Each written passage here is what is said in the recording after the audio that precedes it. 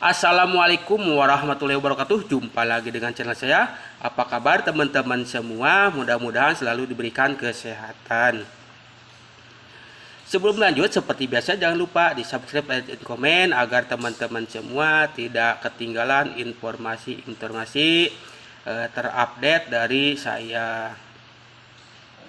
Di kesempatan kali ini saya akan membahas seperti biasa tentang investasi bodong.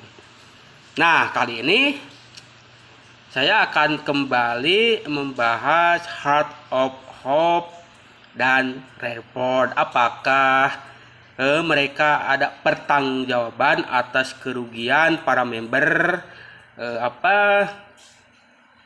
di mana sampai sekarang asetnya masih beku. Ini mau flashback ke belakang ya. Ada seorang admin namanya Pintu Langit.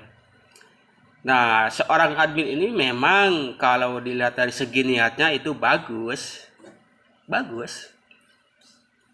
Nah, apa? Ingin membantu masyarakat agar bisa menghasilkan uang. Oke, kita baca saja niatnya apa. Nah, ini saya tampilkan. Nah, ini Pintu Langit namanya. Khusus tim Pintu Langit, saya minta agar luruskan niat kita. Katanya niatnya jangan menipu, tapi niatkan untuk membantu. Modusnya membantu. Kenyataannya adalah menipu. Kok saya berani mengatakan bahwa ini penipuan? Ya, sekarang lihat apakah Heart of Hope atau petinggi Heart of Hope bertanggung jawab atas kejadian ini, malah menawarkan camp perintis. Oke, lanjut. Agar selalu niatkan menolong ke saudara-saudara. Oke, ini apakah pemain ataukah memang member yang polos, yang tidak tahu tentang Ponzi. Dia tahu yang namanya investasi bodong.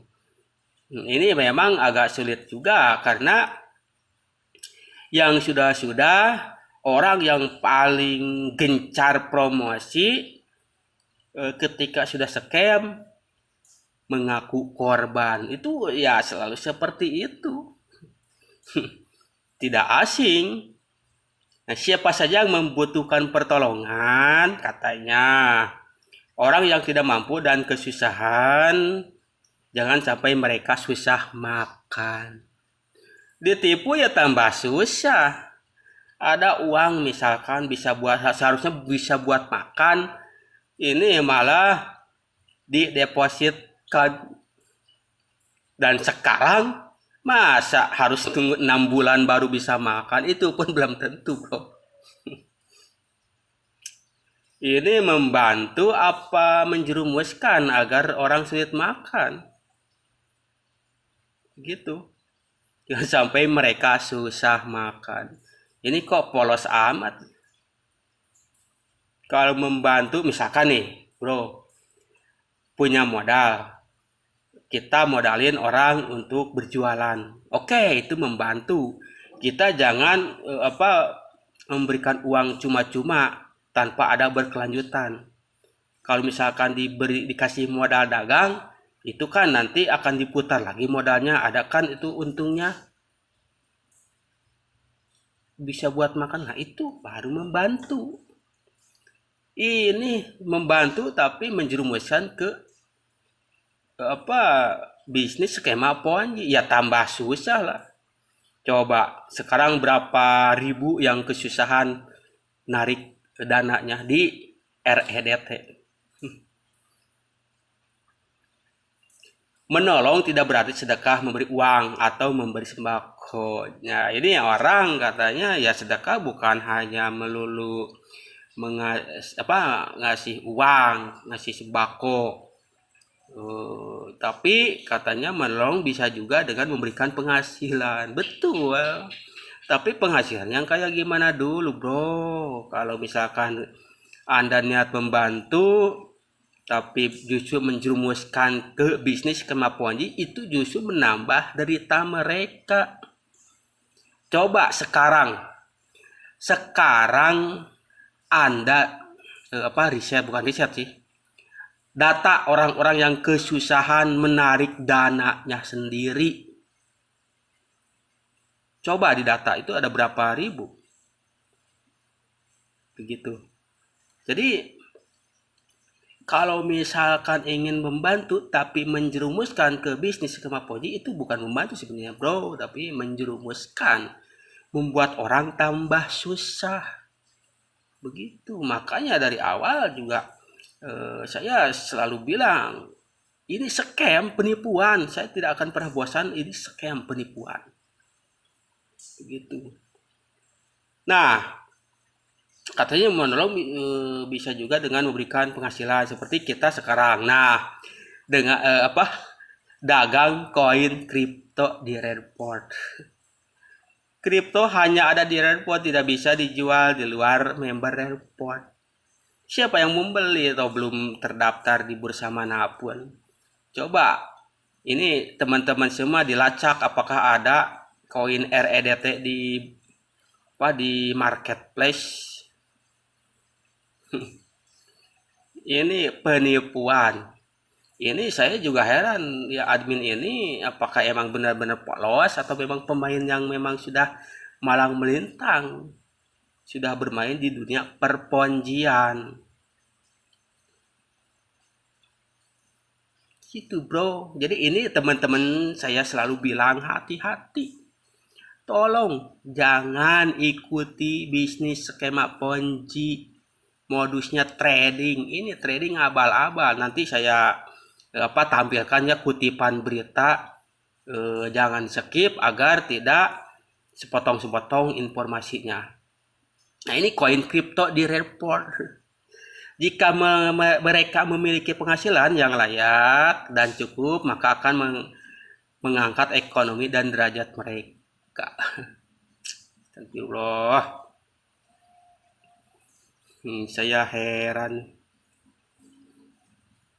Ini mau mengangkat derajat mereka, tapi dengan menjerumuskan ke bisnis skema Ponzi. Ini bukan mengangkat ekonomi derajat mereka, tapi ini menambah, memperburuk keadaan mereka yang namanya skema Ponzi.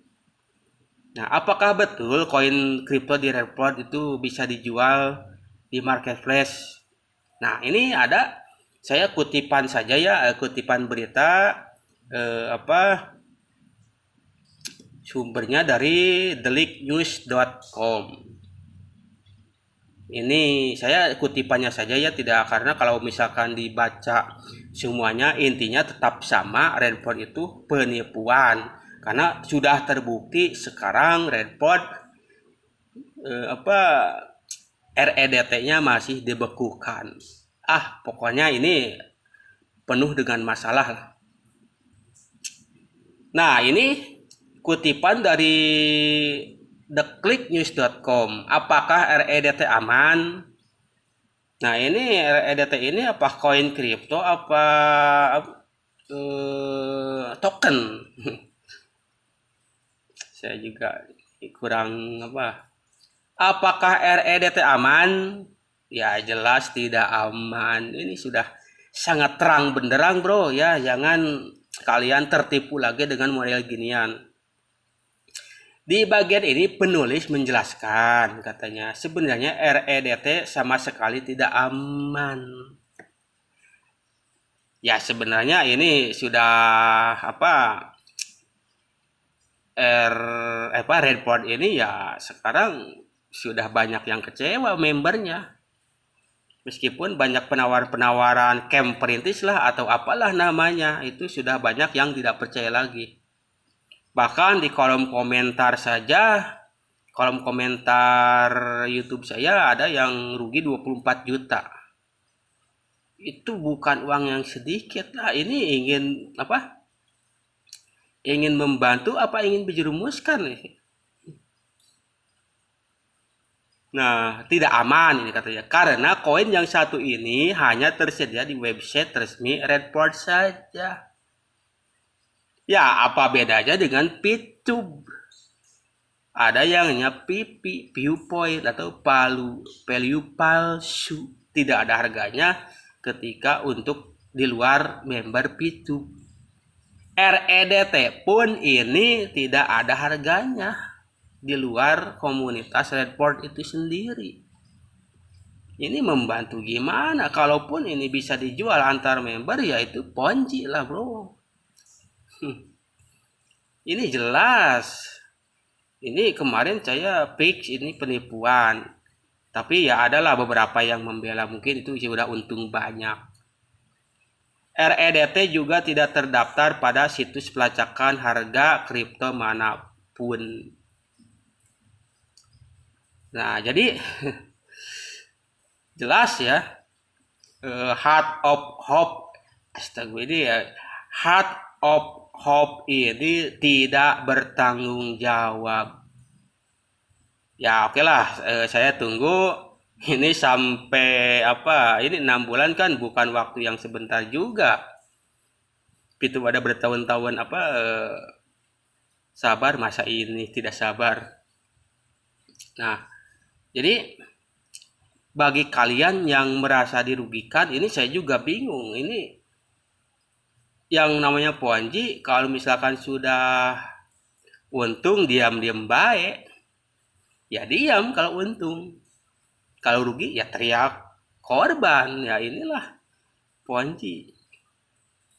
Jadi emang polisi sendiri mengalami kesulitan dalam menindak bisnis skema Ponzi. Kayak menurut saya yang harus ditindak ya pembuat aplikasinya atau leader tertinggi siapa ya itu. Tapi masalahnya juga leader-leader di arus bawah itu juga bermasalah. Kenapa ya? Karena kadang leader di bawah juga memaksa untuk depo. Kadang ada juga yang bilang, kan tidak ada paksaan. Iya, tidak memaksa secara keras tapi secara halus. Dengan iming-iming pun itu memaksa. Dengan rayuan pun itu memaksa. Begitu bro. Sampai detik ini saya belum ada informasi Heart of Hope akan bertanggung jawab atas kerugian para member yang kehilangan asetnya. Nah, kalau misalkan harus menunggu ya sampai kapan? 6 bulan kok. Ini saya juga heran sih. Setahu saya mau harganya tinggi kek, mau rendah kek itu kan hak investor untuk menarik dananya. Kalau misalkan nih beli aset ya misalkan $100. Pas waktu penjualan ternyata turun.